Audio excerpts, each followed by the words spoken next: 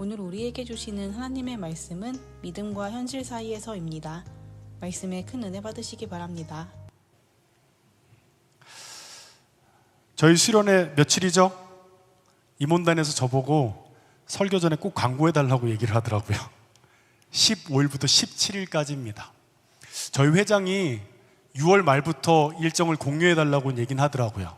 그 이유는 우리 청년들이 직장생활하고 본인 일정에서 미리 휴가나 월차를 빼지 않으면 쉽지 않다 보니까 여러분에게 미리 일정들을 공유하는 것은 여러분의 상황을 봐서 15일은 쉬는 날인데 16일은 쉬는 날이 아니에요.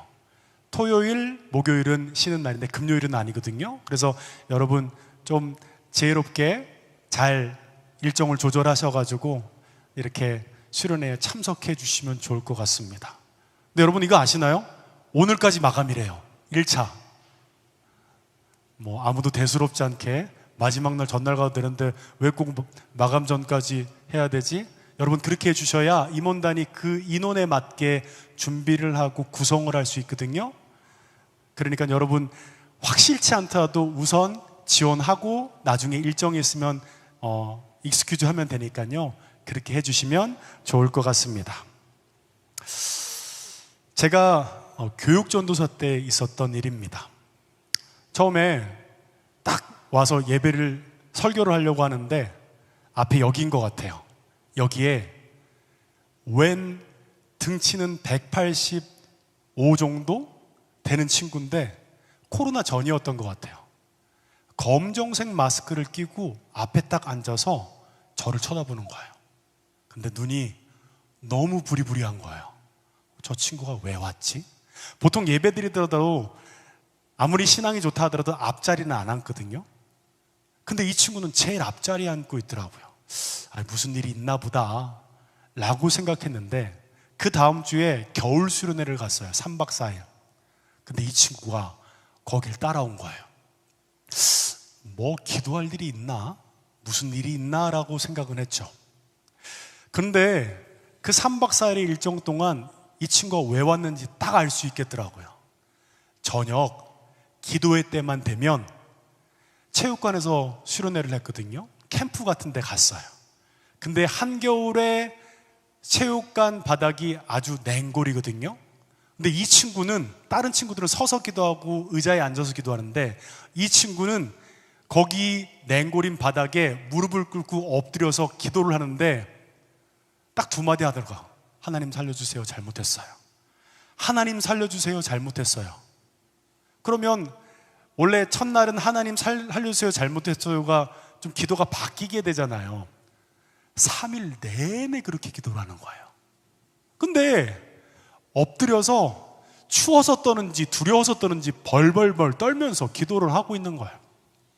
마지막 날 새벽까지 이 친구는 기도를 했는데 뭔가 응답이 없는 것 같아요. 그러다 보니 계속 하나님 살려주세요. 잘못했어요 라는 기도를 계속하는 거예요. 그래서 이 친구의 그 마음 안에 있는 두려움을 풀어줘야겠다라는 생각들이 있어서 제가 얘기했어요. 영우야, 하나님께서 너희 회개의 기도에 대해 응답하셨어. 괜찮아. 다시 시작해도 돼. 너무 마음 어렵게 생각하지 마. 라고 얘기하며 꼭 안아줬습니다. 그때 이 친구가 오열을 하면서 우는 거예요. 여러분, 이 친구의 마음의 중심에 뭐가 있을까요? 두려움이 있습니다. 하나님이 자신을 사랑한다는 믿음이 없는 거예요. 아마도 이곳에 있는 많은 분들도 그와 같은 생각들을 가질 수 있을 것 같아요. 내가 나를 잘 아는데 어떻게 완전하고 거룩하신 하나님께서 나 같은 사람을 사랑하실까? 한 주간을 돌아보면 하나님이 기쁘시게 한 일은 없고 그냥 교회에서는 믿는 척, 신앙의 삶의 자리에서는 그냥 세상 사람인 척 살아왔고 지었던 죄를 밥 먹듯이 짓는 죄인을 나를 사랑하실까? 그렇잖아요. 조금 그래도 하나님 앞에 사랑받을 만한 행동이 있어야 왔을 때, 야, 너 수고했다. 야, 네가 믿음으로 산다고 고생했구나. 라고 할 텐데, 그럴 만한 일들이 전혀 없는 신앙생활을 가진 사람은 어떤 마음이 있을까요? 예배를 드리면서도 마음의 평안이 없어요. 늘 불안한 가운데 있는 분도 있습니다. 그냥 마치 죄를 샤워하듯 기도하지만 하나님의 응답은 전혀 듣지 못하고 그냥 내가 기도했으니까 하나님께서 회복하시겠지라고 하지만 그 내면에는 두려움이 있어요. 이러다가 나 어떻게 되지? 그렇다면 아브라함은 어땠을까요? 야고보서 2장 23절을 보면 아브라함은 하나님과 벗으로 칭찬을 받았다라고 말씀하고 있습니다. 아브라함은 모든 사람의 믿음의 조상이라고 일컫습니다. 여러분, 기독교뿐만 아니라 이슬람교, 유대교에서 가장 존중받는 인물이 아브라함이에요. 랍비들의 문헌에 이런 기록이 있더라고요. 우리 함께 읽어볼까요? PPT 준비됐나요? 함께 읽겠습니다. 시작. 아브라함은 하나님과 하는 모든 일에 완벽했으며 그의 생애를 통해 들어간 의로움으로 하나님께 축복을 받았다. 여러분, 아브라함은 정말 하나님 앞에 점도 흠도 없어서 그런 걱정 하나 없었겠지요? 이왕이면 하나님도 모든 일에 완벽했고 이쁜지 착한지를 해야 기도응답도 잘 해주시고 의롭다 해주시지 않을까요? 아브라함은 그런 삶을 살았을까요? 아니요. 아브라함의 삶을 보면 아브라함은 너무나 인간미가 철철 넘칩니다. 창세기 12장에 보면 하나님께서 아브라함에게 말씀하세요.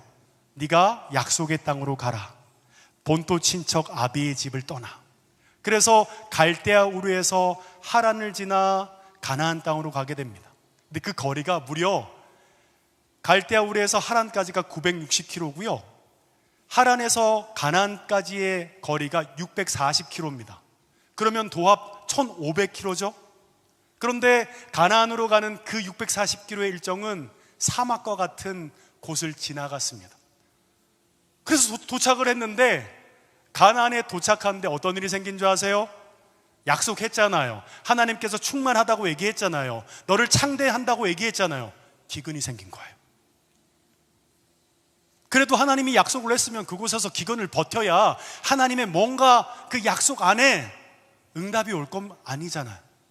근데 아브라함은 어떻게 한 줄 아세요? 바로 풍요의 땅 애굽으로 도망칩니다. 그런데 거기를 갔는데 그만 바로를 만났네요. 바로는 아브라함 옆에 있는 사례가 너무너무 이뻐 보이는 거예요. 그래서 아브라함에게 물어요. 너 네 옆에 있는 저 자매 누구야? 당연히 아내라고 얘기해야 되잖아요. 그런데 아내라고 얘기하면 혹시나 뭔가 이것 때문에 위기에 처할 것 같아서 아브라함은 그 즉시 거짓말을 합니다. 제 누이예요. 그래서 바로가 얘기하죠. 그럼 내가 데려가도 되냐? 편하게 하시면 될 것 같아요. 근데 그날 저녁 바로의 꿈이 하나님이 나와요.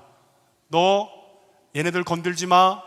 그리고 얘네들이 갈 차비와 모든 것들을 제공해줘 라고 하는 일들이 생겼다는 겁니다. 무엇이죠? 창세기를 읽어보면 셀 수 없을 만큼 너무나 나 같은 아브라함의 인간미가 넘치는 모습을 볼 수 있다는 거예요. 그러나 우리가 주목해야 할 것은 아브라함은 어떻게 하든 하나님을 택하는 삶을 사려고 아둥바둥 애를 썼다라는 겁니다. 결국 아브라함은 하나님의 약속의 통로가 됩니다. 도대체 무엇이 우리와 성정이 같은 아브라함의 삶을 그리로 인도했을까요? 먼저 아세요? 따라합시다. 믿음입니다. 하나님을 향한 믿음. 목사님 너무 뻔한 거 아니에요? 우리가 약속과 현실 사이에서 정확히 붙들어야 할 믿음의 거를 여러분은 찾으셨나요? 오늘은 우리가 그 가운데서도 가장 중요한 문제를 함께 다뤄보려고 합니다. 아브라함이 다시 가나안으로 들어온 지 10년이 지났습니다. 이 마이크 리버브 좀 빼주세요. 처음 약속을 들었던 게 75세였어요. 근데 10년이 지났으니까 몇 살이죠? 85이죠. 하나님께서 아브라함에게 말씀하세요. 1절 중반부에 이렇게 얘기합니다. 아브라함아, 두려워하지 마. 내가 너희 방패고 너희 지극히 큰 상급이야. 아브라함이 무엇을 두려워했을까요? 약속을 했는데 들어주지 않았잖아요. 그렇죠? 자손을 번성케 해야 되는데 이미 태가 막혔어요. 의학적으로 더 이상 사례는 자녀를 놓을 수 없는 상황이 됐습니다. 이젠 가망이 없어요. 그러나 아브라함은 정말 그 약속이 이루어지길 바랬고, 그래서 하나님이 이렇게 말씀합니다. 우리 2절 3절 함께 읽어볼까요? 시작. 아브라함이 이르되 주 여호와여 무엇을 내게 주시려 하나이까? 나는 자식이 없사오니 나의 상속자는 이 다메섹 사람 엘리에셀이니이다. 아브라함이 또 이르되 주께서 내게 씨를 주지 아니하였으니 내 집에서 길린 자가 내 상속자가 될 것이니이다. 아브라함은 또 너무나 인간미가 넘칩니다. 안 주셔도 돼요. 그러면 제가 상속자 정할게요. 우리의 상속자는 엘리에셀이에요. 내가 어쨌든 상속자는 찾아야 되는 거니까 하나님이 뭔가 절차상으로 상황이 어려우니까 지금 안 주시면 제가 이걸 정할 테니까 그렇게 하시면 될 것 같아요 라고 얘기하자마자 4절 중반을 보면 그 사람이 네 상속자가 아니라 네 몸에서 날짜가 네 상속자가 될 것이라 라고 얘기하고 있는 거예요. 네가 선택하고 네 머리로 굴리고 있는 또 다른 대안이 아니라 내가 처음에 얘기했던 것처럼 너와 사례 사이에서 날 자손을 약속했다라고 못 박으십니다. 4절 볼까요? 그 사람이 상속자가 아니라 내 몸에서 날짜가 내 상속자리라 되리라 하시다. 어떤 일은 아마 이 얘기를 듣고 그렇게 얘기할 거예요. 그게 뭐야? 라고 말할 수 있을 것 같아요. 약속이 이루어지지 않아 두려움 가운데 사로잡혀 있는데 또 약속을 한들 그게 무슨 의미가 있죠? 라고 생각할지도 모릅니다. 그러자 하나님은 아브라함을 산 위에 세우십니다. 그리고 수많은 별을 보여주십니다. 그리고 이렇게 물으세요. 저 별을 셀 수 있느냐? 그러면서 다시금 약속합니다. 네 자손이 저 별들보다 많을 것이야. 그리고 언제 그 약속을 받았죠? 아직도 멀었어요. 한 15년이 지나 받게 되는 거죠. 아브라함은 속이 터져요. 그래서 하나님 앞에 이렇게 얘기합니다. 하나님, 저 이제 팔순도 지났어요. 하나님도 무리한 약속이 부담이실 것 같아서 제가 엘리에셀을 상속자로 세웠잖아요.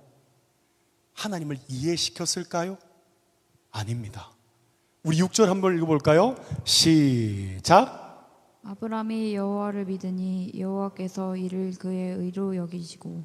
아브라함이 어느 순간 하나님과 계속 있는 그대로 자기의 마음을 얘기하다, 투정하다, 어느 순간 아브라함이 이를 믿었다라고 얘기합니다. 여기서 믿은 믿음은 무엇일까요? 무턱대고 믿은 걸까요? 아니에요. 우리가 믿는 것은 분명한 근거가 있어야 합니다. 한 청년과 상담을 했어요. 근데 이 청년은 열심히 일주일에 5일을 교회를 왔나 봐요. 청소년 때. 그런데 관계에 어려움이 생기고 부모의 신앙과 사항들을 보면서 지금은 교회를 떠난 지 10년이 되었던 친구인데 저랑 얘기하면서 그러더라고요. 근데 하나님은 살아계신 것 같은데 근데 확실치는 않은 것 같아요. 우리 집안에 이런저런 일이 있었고 이런 치유의 역사가 있는데 그거는 마치 내가 긍정적인 마음을 가지고 소화제를 먹으면 열이 났듯 그러한 현상과 같이 내가 그런 신심을 가지고 살았기 때문에 우리 집안에 그러한 치유의 역사와 변화의 역사가 일어난 거 아닐까요? 라고 얘기하더라고요. 옆에 사람이 변화된 걸 봤어요. 근데 못 믿겠다는 거예요. 왜냐하면 내 안에 실제로 일어난 게 아니니까 그것은 하나님이 일하신 것에 대해서 여전히 의문을 가지고 있는 모습이 그 청년에게 보인 겁니다. 여러분, 청년들하고 함께 1:1 양육을 하면 교회는 열심히 다니고 신앙생활을 열심히 하지만 아직 내가 죄인인 거 나 못 받아들이겠어요. 부모의 그런 열심 때문에 지금 교회는 나왔지만 나는 솔직히 예수님 아직까지 못 믿겠어요 하는 친구들이 상당수입니다. 무엇일까요?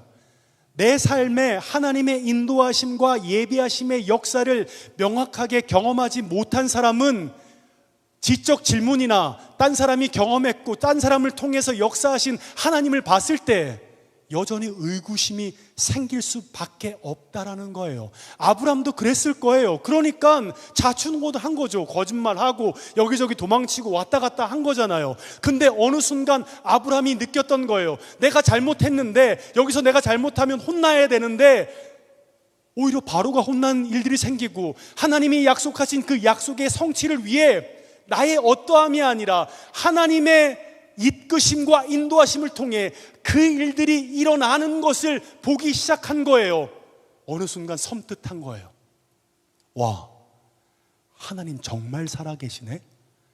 하나님이 내 삶을 통해 마치 핀셋으로 내 삶을 인도하시고 역사하신 하나님의 일하심이 있구나라는 것을 자신의 삶을 통해 그는 경험했고 그는 그 하나님을 믿기로 결단한 거예요. 그리고 나니 하나님이 이렇게 말합니다. 여호와께서 이를 그의 의로 여기시고. 어떤 의미일까요? 아니, 이때까지 아브라함이 잘한 게 있어야 되잖아요. 뭔가 순종함으로 열심히 한 게 있어야 되는데 이때까지 과정을 보면 아브라함은 하나님 앞에 뭔가 의롭다함을 받을 만한 행동을 그리 많이 하지 않았습니다. 그런데 오늘 6절 말씀을 보면 이를 그의 의로 여기시고. 여러분, 이게 이해가 가시나요? 아브라함은 모태신앙도 아니었어요. 아버지는 이방신을 섬겼고요, 평생 살면서 신앙생활도 잘 하지 않았습니다. 하나님을 위해 한 일도 별로 없었어요. 그런데 그가 착해서도, 그게 신실해서도, 그가 신앙이 좋아서도 아니고 하나님을 만나고 싶어서도 아니고 일방적으로 하나님께서 아브라함을 택하시고 그를 찾아와 부르셨다라는 겁니다. 그런데 하나님께서 그를 어떻게 하셨다고요? 의롭다라고 하셨습니다. 여러분, 보통 우리가 의롭다고 얘기하는 것은 교회에서 찬양팀으로 열심히 섬기고 다른 사람들보단 열심히 와서 기도도 하고 열심히 하면 그게 그래, 내가 조금 열심히 했으니까 의롭다고 얘기할 수 있겠구나. 그리고 다 거짓말할 때 정직하게 행동했고 수련회뿐만 아니라 평소에서도 하나님 말씀을 잘 듣고 칭찬 많은 일을 했을 때 의롭다 여길 만한 행동을 많이 하면 착하다고 의롭다라고 듣게 되잖아요. 그런데 그런 의롭다함을 착하다고 할 상관없는 아브라함이 딱 하나, 내 삶이 능하신 하나님의 손 안에 있다는 게 내가 이제는 믿어져요. 안 되겠어요. 이젠 진짜 믿을 수밖에 없겠어요. 정황과 상황 안에서 내가 의구심을 가졌는데 내 삶 속에 일어난 것이 한 번, 두 번, 세 번 일어나는 것을 보면서 이제 믿어야겠어요. 문제는 그의 어떠함이 아니라 그의 믿음을 하나님은 의롭다 여겼다고 성경은 말씀하고 있습니다.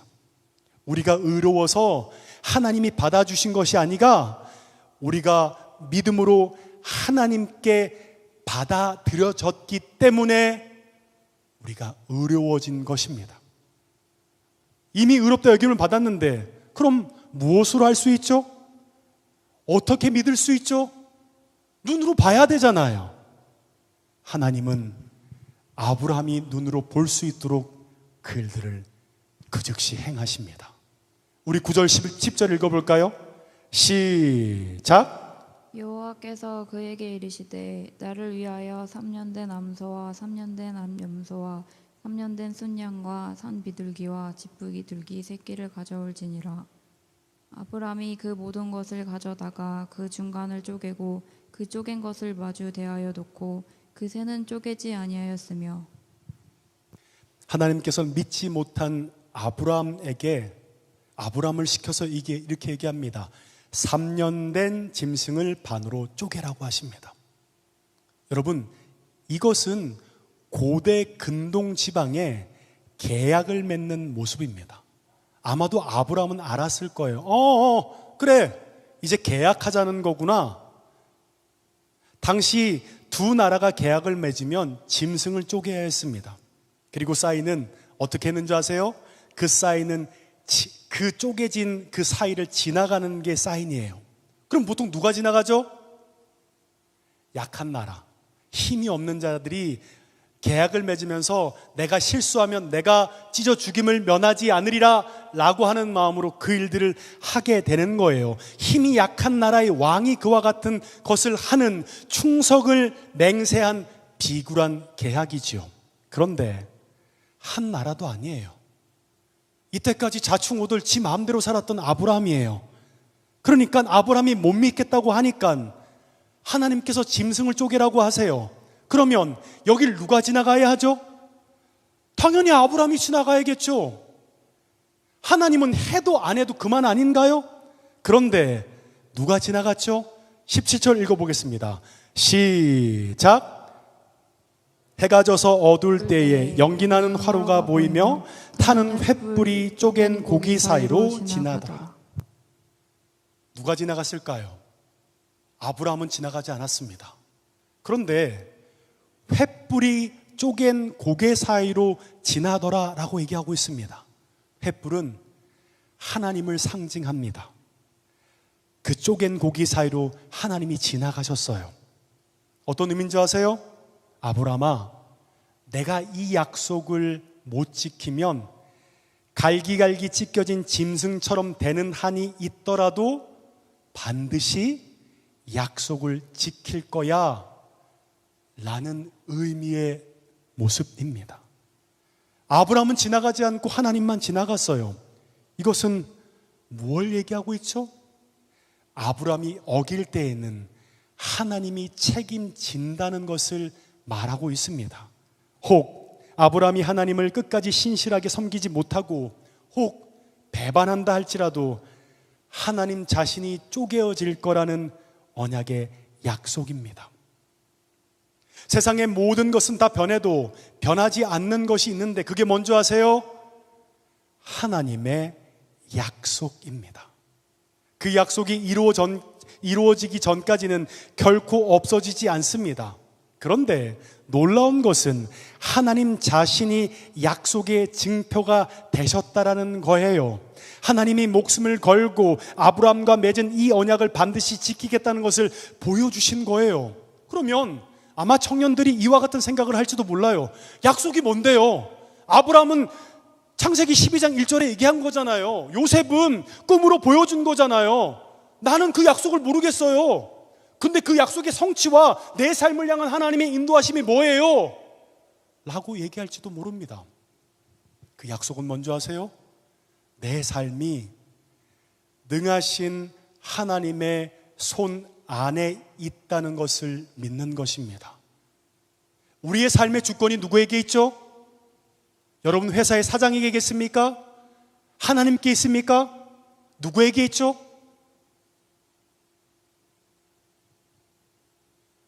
하나님께서 여러분을 그 자리에 부르신 거예요. 하나님께서 약속을 주시고 그 땅 가운데 회복을 향한 마중물의 역할을 감당하기 위해서 하나님께서 보내신 것입니다. 그럼 반드시 우리의 삶엔 하나님의 뜻이 있을 것입니다. 아, 그래. 내가 힘들 때나 상황이 어려울 때나 그 어떤 상황에서도 빌립보서 4장 13절 말씀처럼 내게 능력 주시는 자 안에서 내가 모든 것을 할 수 있습니다. 이게 무슨 뜻일까요? 내 삶엔 반드시 하나님의 뜻이 있습니다. 그렇기에 나는 할 수 없고 내가 약속과 현실 사이에서 살 수 없는 삶의 모습이지만, 그래, 하나님께서 그 일을 성취해 나갈 거야. 오늘 리더 기회대를 끝나고 목자들과 함께 나눔의 시간을 가졌습니다. 여러분의 삶에서는 하나님의 약속을 믿으세요? 그러면 여러분의 삶에 예정된 그래, 삶을 돌아봤을 때 마치 핀셋으로 찝어서 여러분을 이곳에 뒀던, 옮기셨던, 정말 1초만 넘었어도 그 일들이 되지 않았을 일들을 하나님께서 정확하게 계획하신 일들을 경험했습니까? 라고 목자들과 나눴어요. 근데 모두가 얘기하더라고요. 네, 목사님, 하나님 그렇게 하신 거 저 얘기할 수 있어요. 정확하게 하나님께서 핀셋으로 집어서 그 일들을 하기 위해서 하셨던 하나님의 역사를 그들이 보았다라는 겁니다. 여러분, 이 시대의 복음화율이 얼마나 되는 줄 아세요? 사람들은 이내 한 25%라고 얘기합니다. 1200만. 근데 2021년 갤럽에서 했을 때 17% 나오더라고요. 800만이에요. 근데 800만에서 200만은 2단이 한 200만 되거든요. 그걸 제외하면 600만이에요. 근데 600만에서 100만 정도는 가나안 성도라고 해요. 그게 뭔지 아시죠? 안 나가. 내가 예수님을 믿는데 교회를 안 나가 성도가 100만이에요. 그럼 500만입니다. 근데 그 500만 중에서 10%잖아요, 거의. 그러면 10%의 인원이 유초등학교 때까지는 아이들이 10%가 유지가 돼요. 왜냐면 엄마 따라가야 되니까 집에 혼자 있기 애매하잖아요. 엄마 어디가? 교회가 따라가는 거죠. 중고등학교가 되면 몇 프로가 떨어진 줄 아세요? 반이 사라집니다. 5%예요. 그리고 중고등학교가 끝나고 나서 청년이 되고 나면 그 중에 몇 프로가 나간 줄 아세요? 또 반이 나갑니다. 3%가 되지 않습니다. 지금 이 시대의 청년들은 복음화율이 약 2몇 %예요. 성교학적으로 3%가 되지 않는 복음화율은 뭐라고 얘기한 줄 아세요? 미전도 종족입니다. 십자진차행에서 마지막 때에 그 미전도 종족에게 복음이 전해져야 하나님의 마지막 때가 온다라고 얘기하고 있다는 거예요. 근데 청년들이 그와 같은 상황이라는 거예요. 근데 여기 있는 그 청년들 중에서도 이때까지 하나님이 내 삶을 향해 예정하시고 약속 가운데 함께 하신 것을 경험한 사람은 미안하지만 반이 되지 않습니다. 왔는데 아직까지 아리송송해요. 내가 정말 하나님이 살아계신지. 그리고 계속 의구심을 가집니다. 나 하나님 만났어. 하나님이 이렇게 일하셨어. 근데 아마 그게 네가 네 마음속으로 뭔가 긍정의 마음으로 살다 보니까 그런 좋은 일이 일어났겠지 라고 생각하며 이 자리에 있는 사람도 있다라는 거예요. 아브라함도 그랬어요. 근데 아브라함에게 하나님이 어떻게 얘기했어요? 계약을 맺으세요.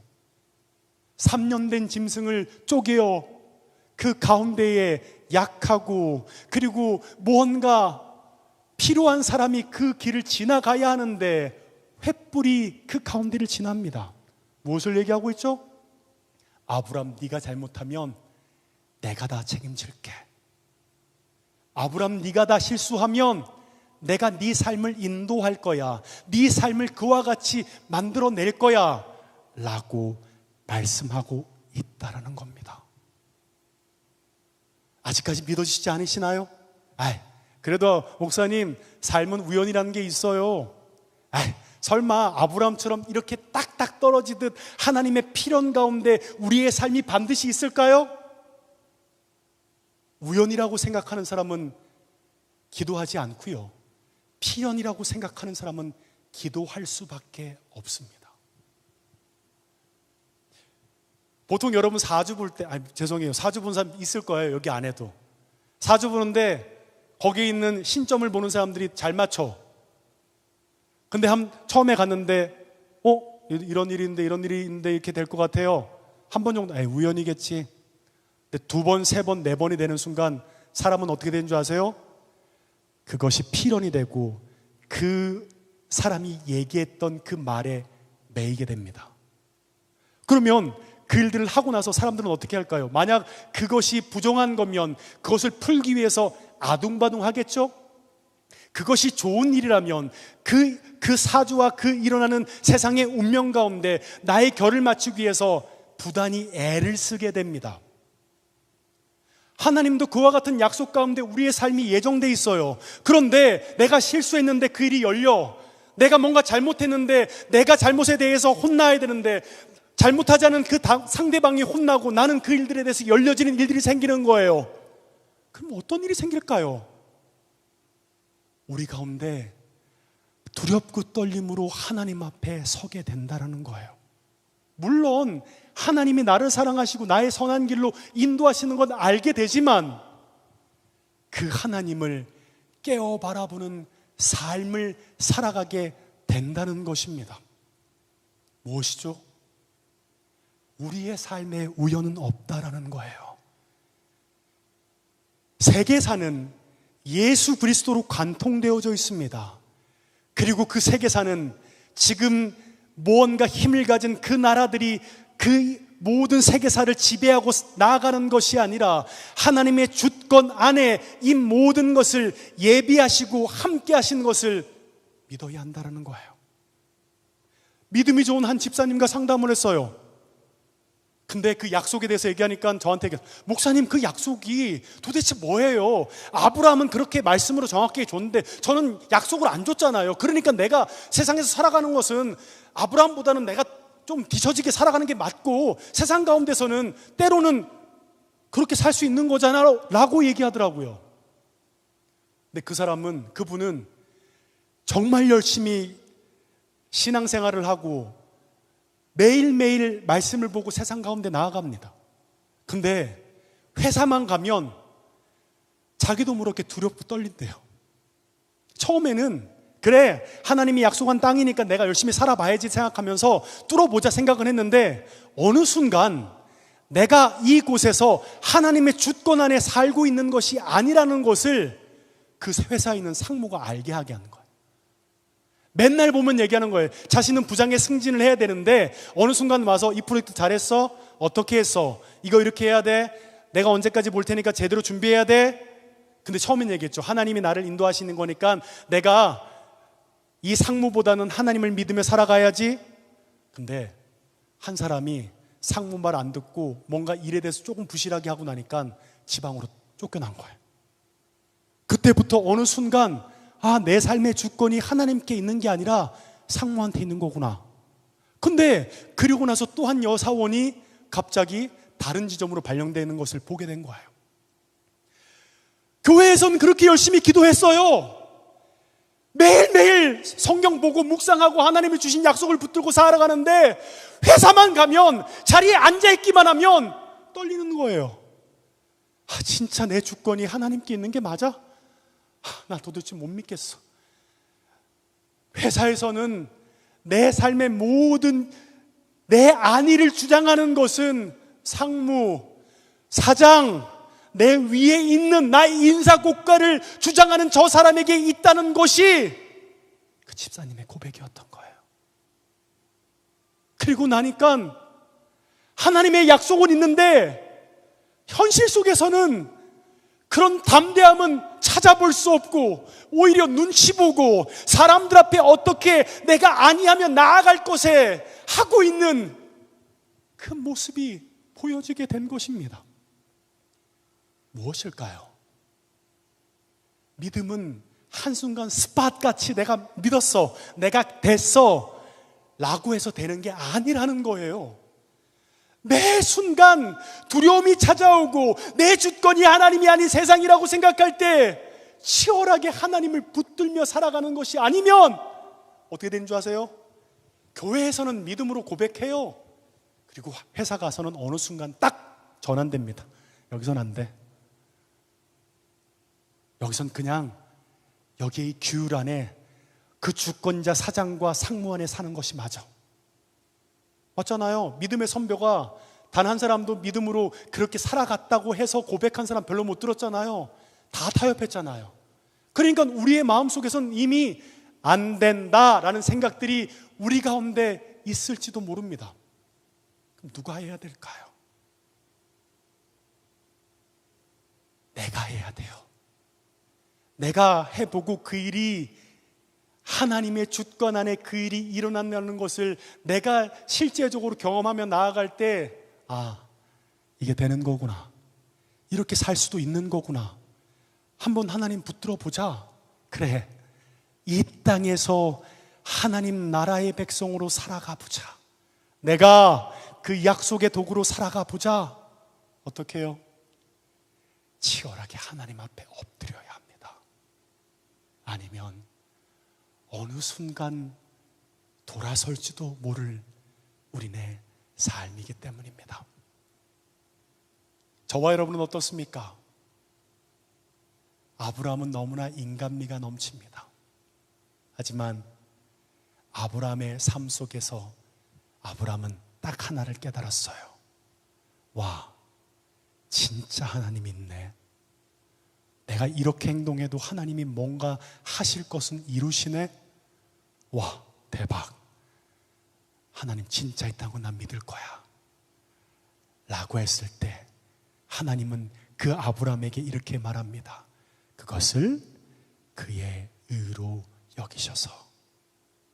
우리 이 시간 함께 찬양하고 기도했으면 좋겠습니다. 찬양팀 다 올라오실까요? 우리 함께 찬양하고 함께 기도했으면 좋겠습니다. 믿음은 우리의 삶입니다. 믿어. 뭘 믿는데? 내가 믿으니까 믿는다고 얘기해야지. 그건 자기 확신이에요. 믿음은 모두가 볼 수 있습니다. 믿음은 그 사람의 삶에 그 믿음은 반드시 적용되어질 수밖에 없습니다. 저와 여러분은 어떻습니까? 믿는다라고 말하지만 어느 순간 그 믿음이 끊겨 있진 않습니까? 삶의 자리에선, 직장에서, 학교에서, 가정에서는 그 믿음이 어느 순간 끊어지고 여기선 안 돼 라고 포기하고 있진 않습니까? 다시 시작하십시다. 함께 찬양하고 기도했으면 좋겠습니다. 주의 보좌로 나아갈 때 함께 찬양할까요? 주의 보좌로 나아갈 때에 어떻게 나가야 할까? 나를 구원한 주의 십자가, 나를 구원한 주의 십자가, 그것을 믿으며 우리 다시 한번 찬양합시다. 주의 보좌로 나아갈 때에 주의 보좌로 나아갈 때에 나 여전히 부족하나. 나를 품으신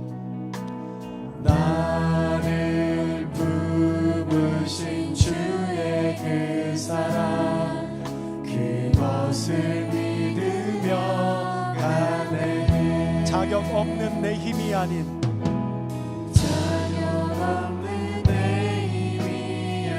오직 예수님의 보혈로, 오직 예수님의 보혈로 자격 없는 내 힘이 아닌, 오직 예수님의 보혈로, 십자가의 보혈, 십자가의 보혈, 완전하신 사랑 힘입어 나갑니다.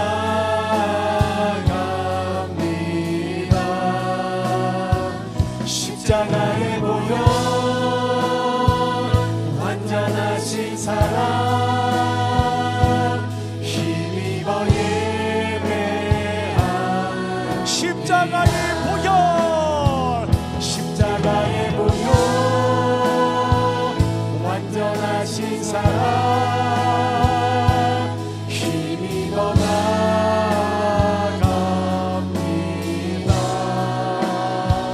십자가의 보혈, 완전하신 완전하신 사랑 힘입어 예배 자격 없는 내 힘이 아닌 자격 없는 내 힘이 아닌 오직 예수님의 보혈로 오직 예수님의 보혈로 자격 없는 내 힘이 아닌 오직 예수님의 보혈로 오직 예수님의 다시 한번 찬양할까요? 자격 없는 내 힘이 아닌 자격 없는 내 힘이 아닌 오직 예수님의 보혈로 자격 없는 내 힘이 아닌 자격 없는 내 힘이 아닌 오직 우리 다시 한번 찬양할까요?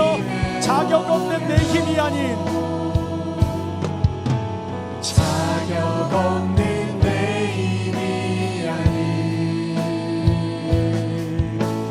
오직 예수님의 보혈 자격 없는 내 힘이 아닌 오직 예수님의 보혈로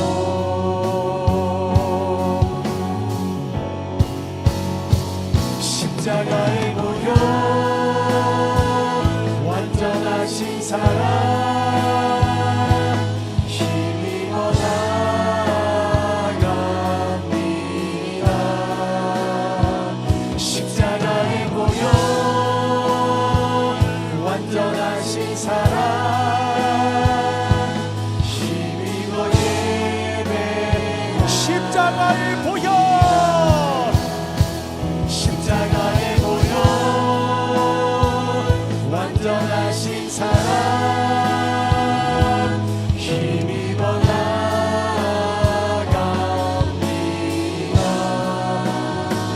십자가의 보혈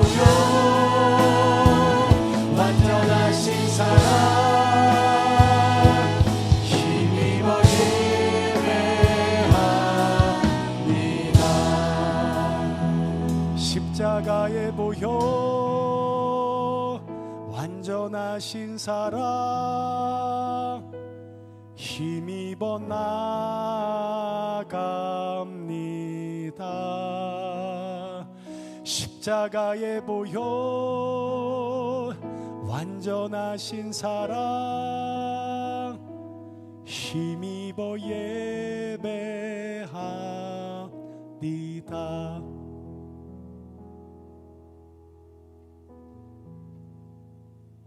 여러분 우리가 믿음이 있다는 것은 세상 속에서 하나님 나라의 백성으로 살아가는 그 정체성 안에 갈등이 발생하게 됩니다.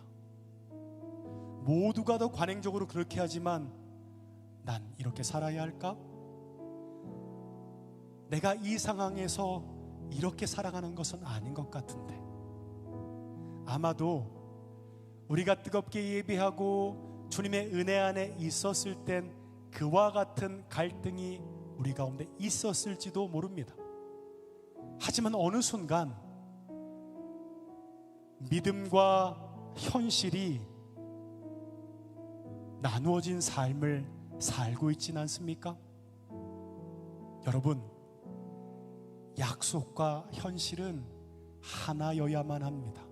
어떻게 해요? 하나님의 약속이 우리의 현실을 통해 그 약속의 도구로 쓰임받는 것이 우리의 삶이기 때문입니다. 우리 시간 좀 회개했으면 좋겠습니다. 하나님, 저 그냥 포기하고 살았어요. 약속이든 뭐든 세상 속에서 그렇게 살아가는 건 안 되는 거잖아요. 난 포기했고 약속과 현실은 하나가 아니라 다른 거라고 생각했어요. 하지만 주님, 내 삶이 능하신 하나님의 손 안에 있음을 믿기에 오늘 다시 그 약속을 붙들고 내 삶을 돌이켜 여호와께로 나아가는 은혜의 삶이 우리 가운데 부어지게 해달라고 우리 주여 한번 외치고 기도하겠습니다. 주여!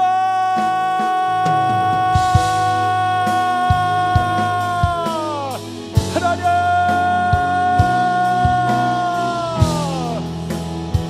십자가에 보여 하나님!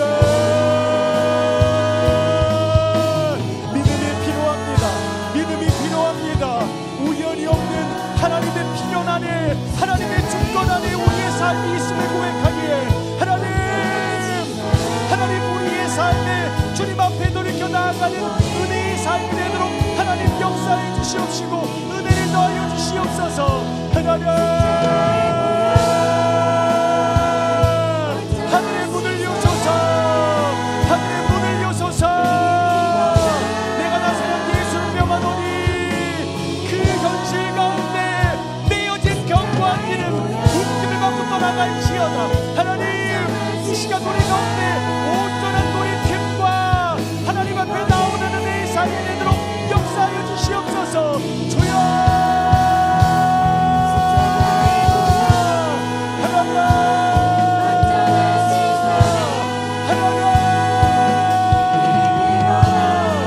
하늘의 문을 여소서.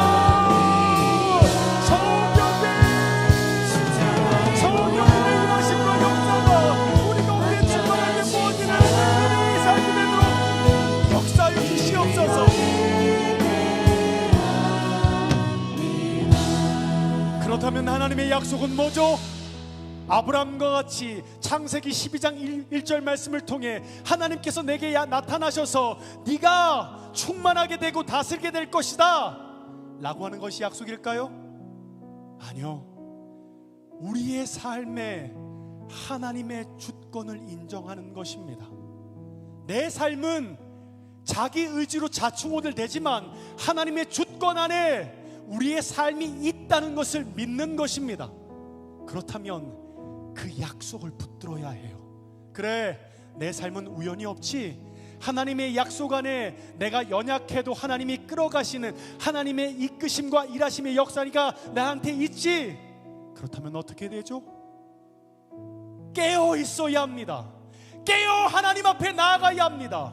나로서는 알 수 없지만 내 안에 계신 예수 그리스도를 바라보며 직장과 학교와 내 삶 속에서 치열하게 살아갈 때 하나님 도와주세요, 하나님 함께 해주세요, 나로서는 알 수 없습니다 라고 주님을 붙들며 살아갈 때 하나님께서 열어주시고 함께 하시는 것을 경험해야 합니다. 어디서요? 교회가 아니고요, 여러분의 직장의 그 자리에서 기도해야 합니다. 어떻게요?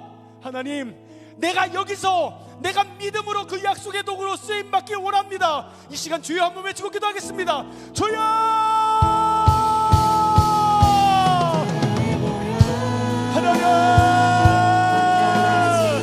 하나님께서 함께하여 주시옵소서.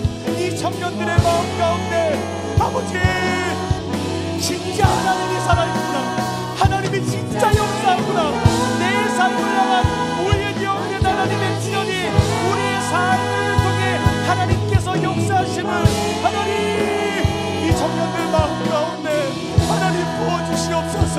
하나님 은혜가 필요합니다. 하나님,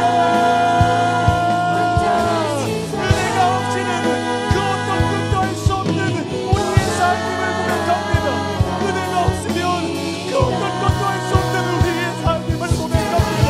하나님, 우리의 마음 가운데 마음이 없는 하나님의 은혜의 역사가 충만하게 모두로 함께하여 주시옵소서.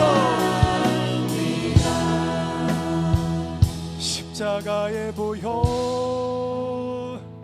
완전하신 사랑, 힘입어 나아갑니다.